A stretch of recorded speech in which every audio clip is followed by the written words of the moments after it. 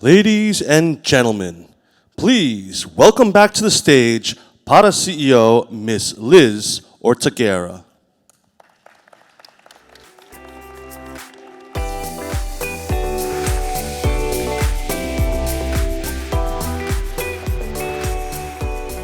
Welcome back, everyone, and I'm so pleased to see people even at the back of the room on a Friday afternoon. And so thank you for staying with us. And I do think my hope is that this afternoon is something that you're all hungry and interested to foresee. And I'm going to quote one of my travel members who said to me about 9 months ago. She said, "I wish I had a crystal ball so that I could see into the future, because there are so many unknowns, and now, 6 to 9 months later, it's still incredibly dynamic environment for us in travel." And what I said to her was, and I thought about it, and certainly compared to 4 or 5 years ago, when we could do these linear projections about next year being 10% greater or 5% greater, nothing is linear right now. Everything, the environment is changing. There are a lot of elements, geopolitical, financial, that are influencing the existing complexities in our sector. And so, then I thought about it and I went back to her and I said, what we're trying to do as PATA, and I know that Suzanne and her team at GBTA are trying to do this as well, is to try and give you mini crystal balls. And what you need to do is get mini crystal balls from different sources and come up with your own hypothesis. Because there's no one's going to give you a crystal clear picture. And for those of you who were with us for Professor Mahbubani's session, what was his quote? I've heard several of you quote him, so I'm sure it resonated.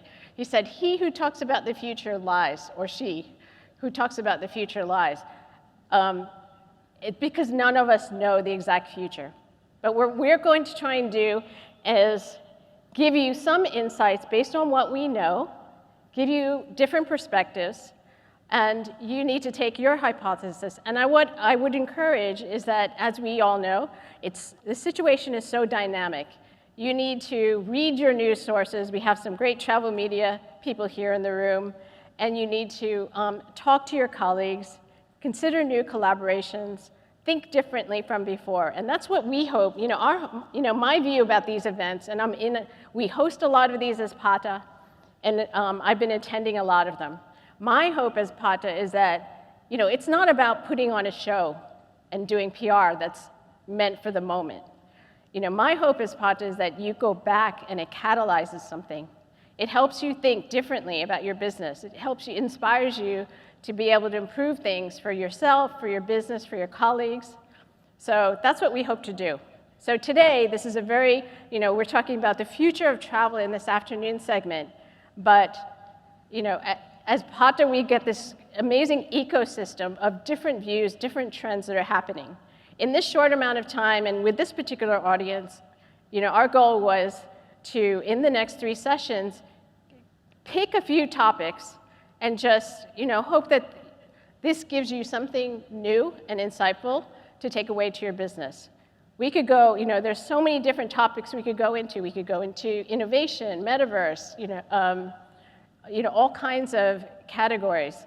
But for today, we'll have 3 sessions. It'll start with a topic that I'll cover with the help of one of our knowledge partners from Euromonitor. Now, before this event came on, and I'm going to go to my deck, I'd been talking with Suzanne earlier in the year about, this blended travel concept. We really think it's emerging here in the region. The conditions are right. And so I talked yesterday about, different elements that were really converging. And in my discussions with government, with enterprise in travel, but also like card companies, everyone is starting to see data that indicates, yes, it's going in that direction. We're seeing the trend. Travelers, are behaving differently, but, do we have hard data against this? And I will caveat and say it's still emerging. And so what I'm going to share with you is one of the first research decks that I've been handed from our friends at Euromonitor. And I know we have Trav here in the room, so I'm sure he can answer a few more questions offline. But this is an excerpt from their newly released report, which just came out last week. So I'll just share some of that. I'll try to do justice to their content. But again, I think this is definitely, in my view, this is one of the biggest trends that's going to impact our industry, our sector, in many, many different ways. So, okay, so first rule that I'm going to share, I basically have converted, you've heard the term bleisure. Personally, I don't like the term. And the reason I don't like the term is the 90% of that word is leisure. And I think that doesn't do justice to all the different forms of travel that are emerging, which are, run the gamut from, predominantly business to predominantly leisure. So personally, I prefer the term blended travel. So that's what you'll see me refer to here. And so this chart shows, those are at a super high level, those are some of the categories that are emerging. Now, if you look at this slide, on the top left, the traditional form of blended travel was a leisure add-on. Any of you that were staying on another day, another 2 days, or hopping to another island, that's traditionally. That's been happening for decades. I bet you 98% of the people in this room have done that at some point in time. But what has been emerging and expanding in this pandemic era, or if some might hope it's a post-pandemic era, are the other categories. Corporate retreats, the rise of virtual teams. This is triggering a whole new category of corporate retreats because now you've got all these teams that have never met each other before. And so the need to bring them together, the need to get them to bond, and the design of these retreats has a different purpose and a different significance. And so I've heard companies say, who specializes in this? So there's a whole new cottage industry that helps virtual teams bond and come together. Digital nomads. Previously, that was the startup founder in Bali with his laptop looking at the rice fields. Now it can be any one of us in the room. Work from anywhere. We're hearing all kinds of work from anywhere, or to some degree. It might not be 100%, but I've heard policies like Publicis says, work from any office, or work from anywhere. There are policies that come out and say work from anywhere 30 days a year. So there are all different forms of corporate work from anywhere policies coming out. Workations. And what does this mean? This in itself has different categories. This can mean while you're on vacation, you're still tapping into Zooms once in a while. Or it could mean, okay, well, I'm going to go to a nice destination and work there 100%. So even workations has different degrees of work and leisure incorporated. And then, of course, work from home. So this slide shows sweeping changes to company working policies. And my apologies, the chart on the right, if you look at the yellow dots, that basically is for various countries. The yellow dot is 2022. And it basically shows over time, each dot moving up is 2020, 21, 22. And it's basically how companies have been progressing in allowing work from home at least once per week in each country. And so the highest ratio there, you'll see the highest yellow dot, that's Hong Kong. But what we're seeing, and they're close to 50%. So companies are doing this because their employees, everyone's had this value reset after the pandemic. They value quality of life, they value being closer to their extended families, and so lifestyle choices have taken a different perspective. More working consumers seek flexible work travel options. Again, this is a value reset that many have had.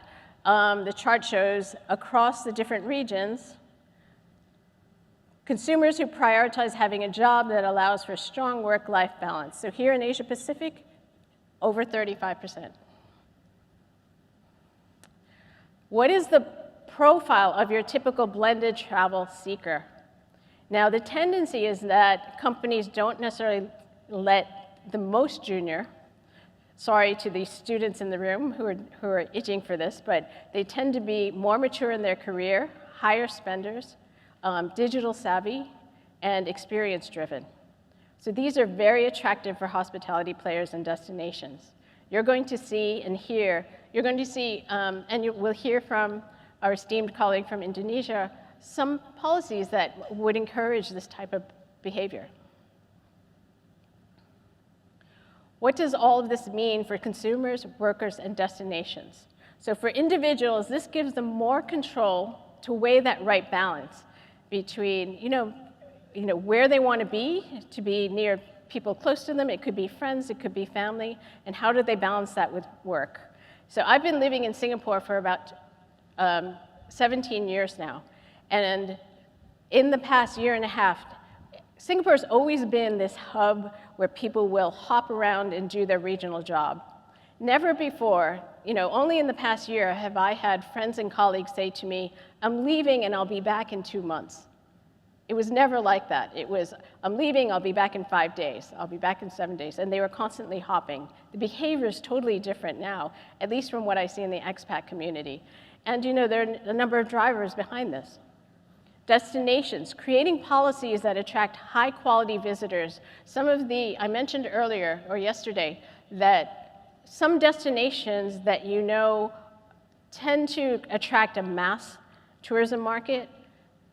All of the ministries are saying we want higher quality because they're weighing the load factor and the impact on their communities. They want higher value travelers that are going to come in, that will spend more locally, will contribute to the economy of the smaller businesses, and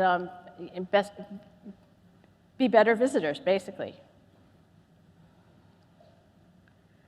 So what is the size of the opportunity? I heard a number quoted yesterday that was even larger. The estimate in this particular study is that it's $20 billion in 2022, and 35% of this blended travel will be the share of the total business travel spend in this year. Blended travel spending year-on-year growth, 2021 to 2022 is 31%. So, and by 2027, they're expecting this to more than double. Now, in terms of the scope of blended travel, it's significant money for all of these categories: hotels, short-term rentals, other lodging, in-destination spending, and travel modes. So how is this counted? The footnote is important. It says, includes leisure expenses from digital nomads, corporate retreats, business perks such as work from anywhere, and work from home allowances, as well as workations. So all those new categories that we identified are basically feeding into these estimates. So it's all leisure spending within the context of being in a destination for business purposes, even in cases where leisure is the primary reason for travel. So what are the key findings from this? First, for the industry, there's all this discussion around Zoom eating a significant portion of business travel forever. And let's face it, we know that on some level this is true. We don't know how much on an ongoing basis, but we also know and fervently believe in this industry, nothing beats face-to-face. The biggest business development deals, are difficult to do on Zoom, if not impossible. That said, for the industry, this is what's going to emerge to replace some of that segment. Blended travel is a key opportunity for hospitality players in the post-pandemic travel. Short-term rentals are betting big on this, and we've seen, that Airbnb has certainly benefited, during the pandemic era. Broadening hospitality providers' customer base. Now they can attract different types of travelers. They can, a parent who only has limited amount of time for holiday each year can now take the whole family and work remotely while they do their holiday. For these kids, extended, the flexibility that digital has enabled, is very broad. So cooperation between the industry and government is essential. Now, you've seen announcements, and I anticipate that more will come. You've seen announcements of visas that support digital nomads. Destinations and governments want travelers to come in and work and spend. And I've had the privilege of visiting new properties, for example, farm homestays. The interesting thing is we will tour, and this is part of that trend I talked about yesterday regarding more nature-based, ecotourism, community-based tourism. So all of these small properties are being developed in more remote locations, secondary, tertiary locations. The number one thing that we'll ask when we go and tour, how's your Wi-Fi? Because we know that this lovely farm stay, in this pastoral location, we know that the profile of the traveler that they attract is going to be totally different if they can demonstrate that their Wi-Fi is strong. So, and this is how we see the industry basically reordering. And this is healthy. I mean, in many ways, this is healthy as long as the communities are ready. And that's the thing about destination resilience. It's great, the trend to disperse travel, and governments across the region are supporting this. But at the same time, they need to make sure that wherever the travelers are going, they're ready to take on that level. And that's everything from the water table to the facilities to the garbage disposal. So all the elements that need to be there, and they're getting prepped. So this is the way, and we heard the term paradoxical applied to travel during my discussion with Professor Mabubani. This is where we can the industry will start to, in different ways, shift travelers in terms of where they're directed, where they can be enabled, and find that balance. And the fascinating thing for me, sitting where I do, is I hear the consumer perspective, the government perspective, multinationals, small businesses, informal workers. So if we do this right, it will be a good shift and reset for the industry. So I'm really, I'm a very optimistic person, glass half full. So I do love seeing these trends. And all of you, and I know this is a more corporate travel focused audience, you are still a part of this. Particularly when we're hearing about things like dispersion of mice, discovering new mice locations, or allowing your travel policies, allowing your staff to work from anywhere 2 weeks out of the year, 1 month out of the year, whatever the policy is. So this is the kind of the industry or sector shift that you're a part of. So with that, I will now introduce our next segment. And I'm very, again, I'm very fortunate in this particular job to interact with some of the key government leaders across the region.